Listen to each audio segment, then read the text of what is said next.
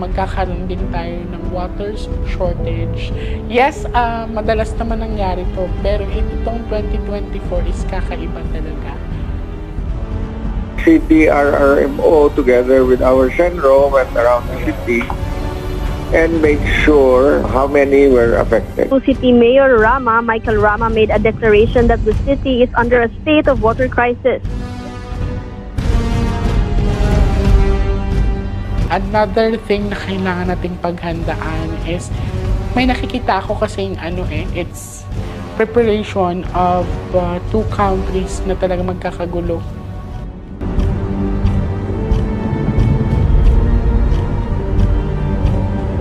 Merong makapangyarihang bansa na mapag-abot talaga, as in talaga magkakagulo sila. So, isa na sa mga listahan dito ang China at saka United States. Sa politics, so sa nakikita ko at nararamdaman ko, medyo magulo. Yan, so magkakaroon ng twist. Merong babaeng na mag-stand up talaga. Yan.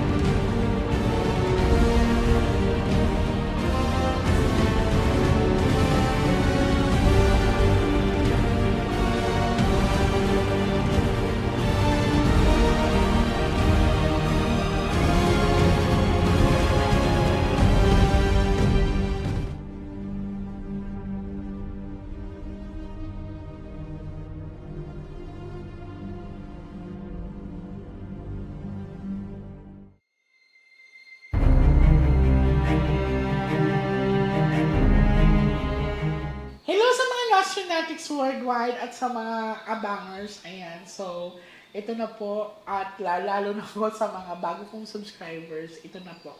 Maglalabas na po ako ng predictions and premonitions this coming 2025. Ano ba ang year 2025 ngayon? Ito ba ay mabangis? Ito ba ay maamo? Ito ba ay positive or negative? Lagi ko na po itong sinasabi madalas na sinasabi sa mga past interviews ko na bago matapos ang year na to ay may malaking gulo na mangyayari or pagpasok mismo ng taon. Dalawang bansa ang magsasalpukan at hindi lingid sa kaalaman natin ay nagsisimula na po yun. Kailangan din natin mag-imbak ng pagkain, kagaya nga po ng binigay kong warning bago matapos ang taon na to dahil sa pagpasok ng 2025, magkakaroon po tayo ng malaking problema sa pagkain. Magkakaroon ng rice shortage, water shortage, yan. So, isa po yan sa magiging malaking problema sa atin ngayong darating na taon. Madami nagsasabi, bakit ang mga card readers, ang mga tinatawag na may mga third eye, bakit palagi sinasabi na puro negative ang pinapakita sa kanila? Kami po ay gabay lamang, kami po ay nagbibigay ng babala. Lahat naman po tayo ay binigyan ng Diyos na kakayahan. Kaya lang, may mga taong kagaya ko na masyadong bukas at tinatawag na sixth sense. So sa akin, nagkakaroon ako ng mga panaginip na bago mangyari ay pinapakita mo na sa akin yun ang tinatawag na precognition dreams. So isa nga po sa mga pinapakita sa akin ang kaguluhan na magaganap o tinatawag na pagsasalpukan ng malalaking bansa. So dito po papasok na kailangan natin ipaghanda ang ating sarili sa pagkain. Sa darating na eleksyon ay medyo magulo po talaga. Hindi na po bago din na magulo talaga ang politics. Pero sa politics na darating sa US o sa ibang bansa, doon po magsisimula ang gulo na pinapakita sa atin.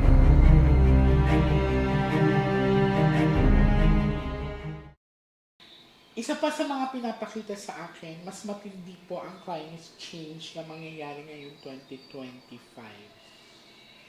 Paiba-iba ang panahon, mas malakas ang bagyong papasok sa darating ng 2025. The force of the storm surge, and that's the onslaught of water caused by the low pressure and the extremely high winds just sweeping. Madami nagsasabi, kaya naman namin makita yan, kaya naman namin mag-predict yan. Pero po ito ay isang babala sa atin na kung dumaan man tayo sa malalakas na bagyo sa mga nagdaang panahon, ito po ay iibahin natin. Mas malakas po ang papasok ng mga dilubyo, mga bagyo ngayong 2025.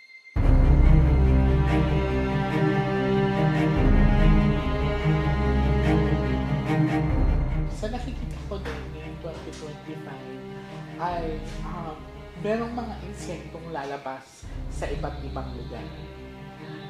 I see black bugs, tapos para bang sinaunang panahon na magsisilabasan ang ibang-ibang insekto na tinatawag na ancient tech para mag-rewind siya ngayong 2025.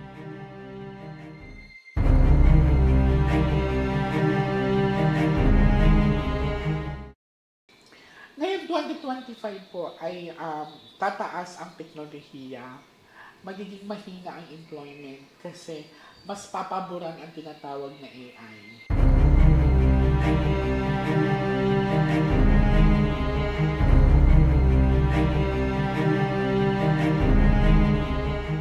So, ngayon 2025 din, lalakas dito sa Pilipinas ang tinatawag na gambling.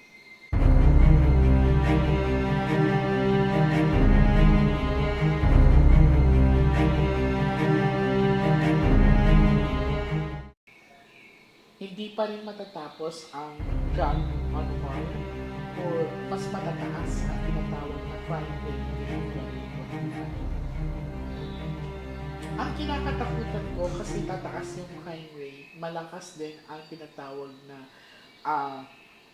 percentage ng rape cases dito sa bansa.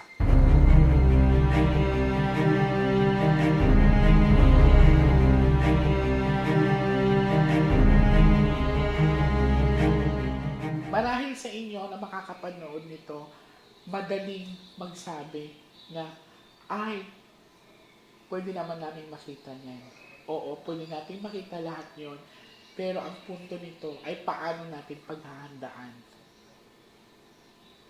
Ang year 2025, ang 5 is naman So, yun ang tinatawag na sa celebrities or sa tinatawag natin sa entertainment ay madami ang tinatawag na magkakaroon ng pregnancy. Pregnancy celebrities. Yan.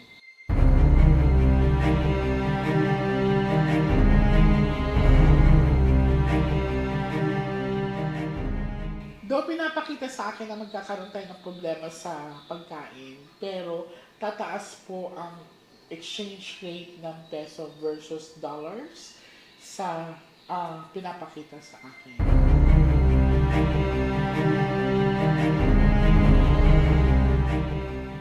Kailangan din natin paghandaan dahil sa iba't ibang lugar or iba't ibang bansa, sunod-sunod po ang volcanic eruption or pagputok ng bulkan.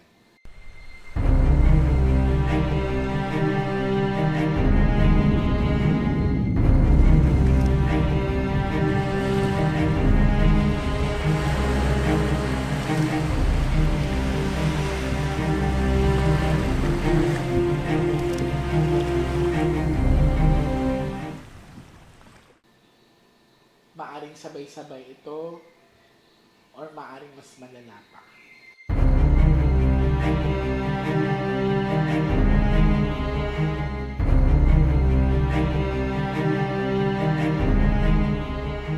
Magkakaroon ng kakaibang sakit wherein ang tatamaan naman ngayon is yung mata.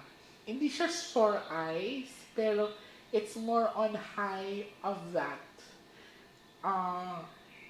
Mata ang tatamaan ng bagong virus na papasok sa 2020.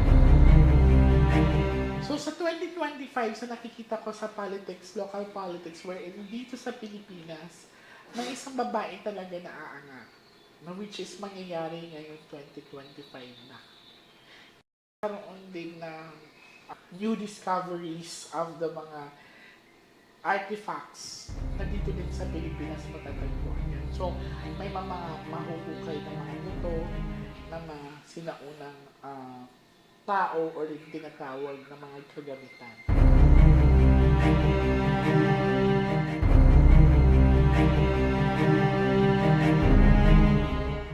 So, para ba tayo mag-rewind sa mga nakaraan? So, kailangan natin paghandaan ang 2025. Kaya ako sinasabi, kailangan natin maghanda or magtipid sa tubig. Kasi kung naranasan natin 2024 sa pagpasok noon is yung sobrang init, mas dodoble triple pa ngayon 2025.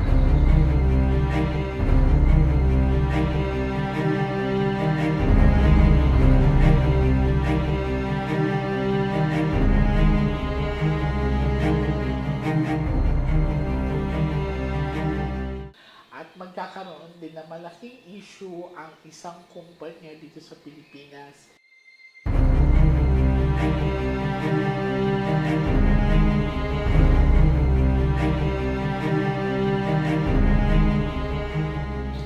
May nakikita din ako malaking factory dito sa Pilipinas ang magliliyak.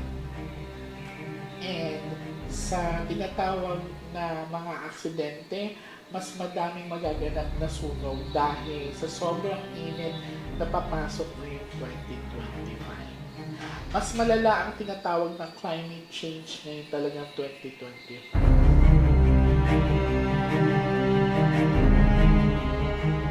So, eto na rin po ang sinasabi ko, lumalakas na rin yung pakiramdam ko na may batang pag-uusapan, ipapanganak yung bata na yun na magdudulot na parang signs of dilubyo. Itong bata na to, o itong sanggol na to, ipapanganak, malapit na, maaaring magdadala ko siya ngayong 2025. Ito po ay yung markang baliktad na cross. Ilang ulit ko na binigyan ng babala regarding doon sa pangyayari na yun. Dahil habang tumatagal, malakas po ang kabungan sa tuwing pinapanaginip sa akin at pinapakita sa akin, lalo na pag narinig ko siyang umiiyak.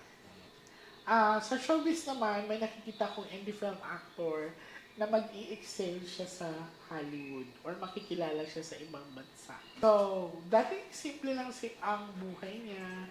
So, maaring payak lang talaga. Pero sa husay niya, ito po ay lalaki ha, sa pinapakita sa akin at siya po ay maka-highlight sa Hollywood.